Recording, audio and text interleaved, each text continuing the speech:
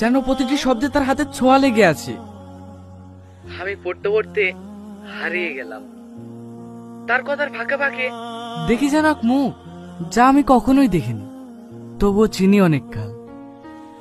সেই দিন বুঝেছিলাম প্রেম কখনো দেখা থেকে শুরু হয় না, কখনো এক টুকরো লেখা থেকে মন বুঝে ফেলে। হেই তো সে যাকে খুঁজেছি সারা জীবন, যাকে আমি আমার করে চাই। আর্যের থেকে পছন্দ করে ভাই।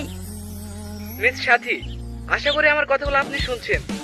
আমরা আপনাকে সেরা লেখিকা হিসাবে পুরস্কৃত করতে চাই। আপনাকে আমাদের স্টুডিওতে আসতে হবে 14 অক্টোবর 2025। আর এটা কিন্তু স্পেশাল রিকোয়েস্ট। কি মনে হয় সাথী কি আসবে?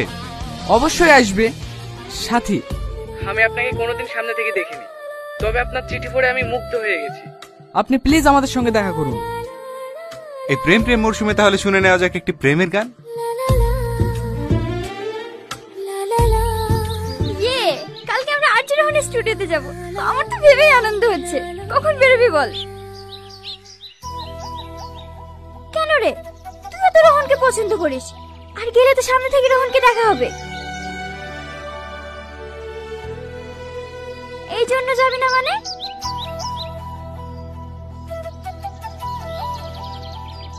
বিয়েতে হ্যাঁ দিলি কেন?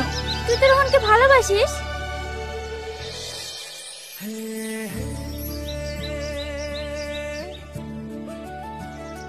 তুই ফালতু চিন্তা করছিস। কথা শুনে যা বুঝলাম ও তোকে ভালোবাসে। তুই গিয়ে একবার দেখা কর না, যদি সবকিছু বদলে যায়। আমি তোর কোনো কথা শুনবো না।